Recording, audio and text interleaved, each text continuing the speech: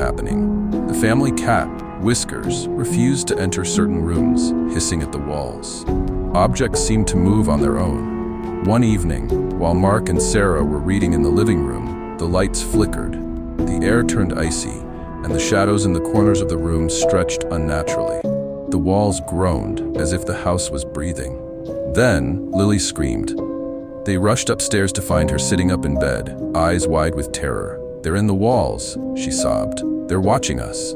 Mark placed his hand on the wall and recoiled. It was pulsing, warm, like living flesh. A faint whispering surrounded them, overlapping voices growing louder, almost pleading. The family realized that something unnatural lurked within their home. Determined to find the source of the disturbances, Mark searched the house and discovered a locked door beneath the stairs. With effort, he broke the rusted lock and stepped inside. The basement was damp and smelled of decay. At the center of the room lay a circle of old, rotting dolls, each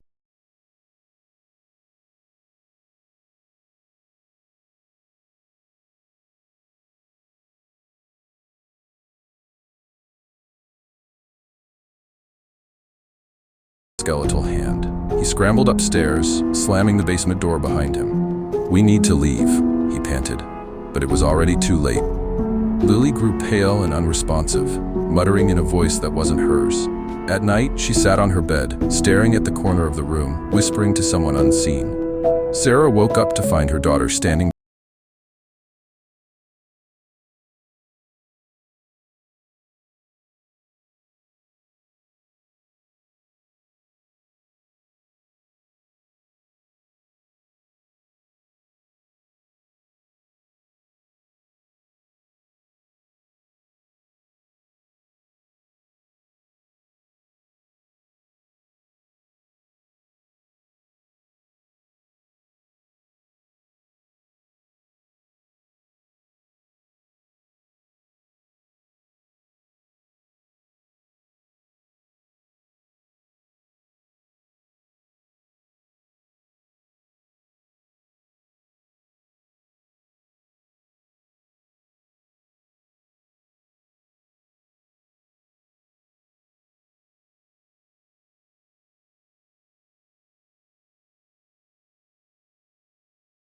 at work and his nights alone in his small apartment.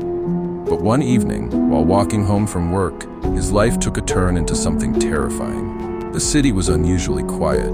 Streetlights flickered, and a low fog crept along the sidewalks. As he turned the corner onto his street, he noticed someone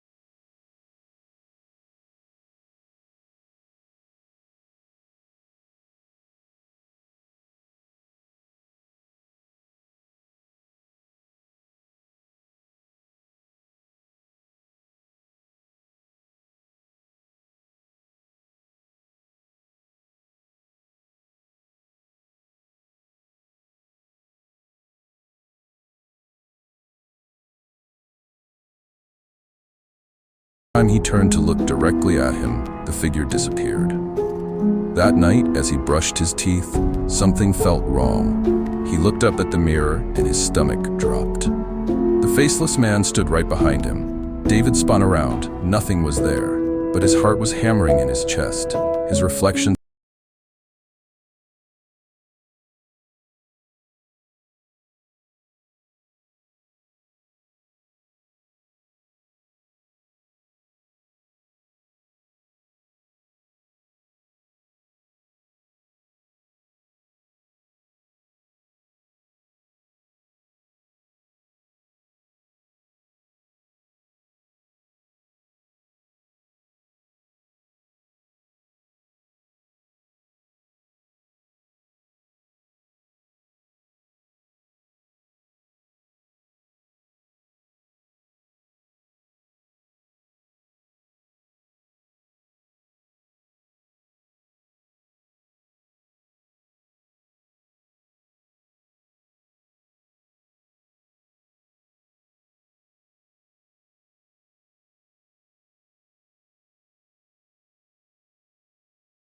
man was standing in the hallway. For the first time, David saw him move. His head twitched unnaturally, like a puppet with its strings cut. His body jerked forward, one step, then another. David backed away, heart racing. The figure stopped just a few feet away. Then, in a distorted voice, it spoke. "You belong to me now." Then, everything went black. David woke up on the floor, his head throbbing. His phone was gone. The lights in his apartment flickered. Something felt wrong.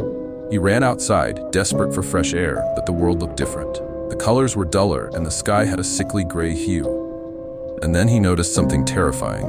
The streets were empty. There were no cars, no people, no noise, just silence. The entire city had vanished. David ran, turning corners, trying to find anyone. But no matter where he went, the faceless man was always there, standing at the end of the street, unmoving. David screamed at him, begged him to leave him alone. The figure raised one hand and pointed at him. The world flickered, like a glitch in a computer. The buildings trembled and shifted, their shapes becoming wrong, melting into each other like a nightmare. And then, in the glass window of a store, David saw his reflection. He gasped. His face was fading. David ran back to his apartment, his heart pounding like a drum. His reflection in the hallway mirror was worse now. His eyes were gone. His mouth was disappearing. The faceless man was winning. Then the whispers returned, this time all around him. "You look too low. You belong here now."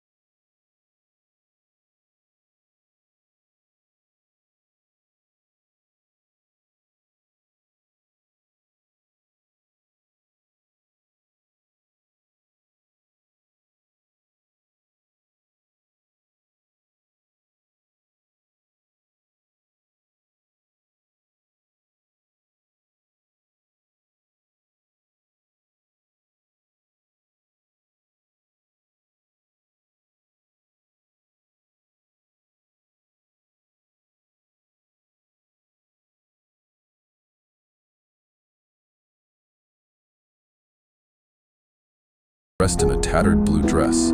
Its face was cracked, and one of its glassy eyes was slightly misaligned. "Who sent this?" Emily asked, frowning. Her mother shrugged. "Probably your grandmother. You know, she loves antique dolls." But when Emily called her grandmother later that evening, she denied sending it. That night, as Emily lay in bed, she swore she heard something, a faint tapping sound. She turned her head toward her dresser. The doll, which had been sitting upright, had fallen onto its side. Emily's stomach twisted. Had it moved on its own?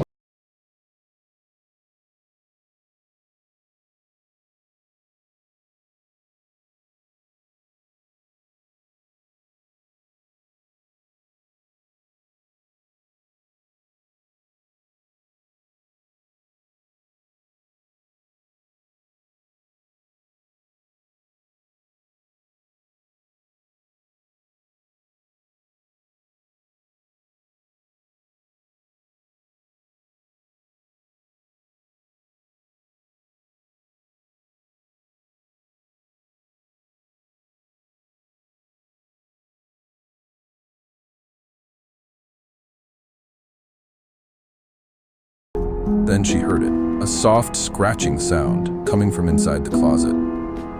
And then, the whisper. "Let me out, Emily." Emily's scream echoed through the house. Emily refused to touch the doll after that night, but her mother wouldn't let her throw it away. "It's just a toy," she insisted. But Emily knew better. The whispers continued, growing more frequent. At night, she'd wake up to hear it murmuring her name. Sometimes she'd see it out of the corner of her eye, sitting in different places, its head slightly tilted, as if it were watching her. Then the nightmares started. She dreamt of the doll crawling toward her bed, its cracked mouth stretching into a grin, whispering in a voice that sounded almost human. "I just want to play, Emily, forever." One morning, Emily woke up feeling weak, her skin pale, her energy drained. The doll sat on her nightstand, smiling. Desperate, Emily begged her mother to get rid of it.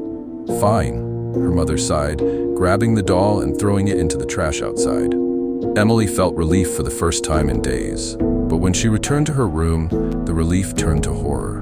The doll was sitting on her bed. Emily's breath came in short gasps. She ran to the trash bin outside, empty. Her hands trembled as she turned back to the house. That night, the whispers turned into full sentences. "You can't get rid of me, Emily." The doll's eyes glowed in the dark, reflecting something inside them, something moving. Emily's head pounded as she felt herself being pulled in. The world around her blurred, and suddenly, she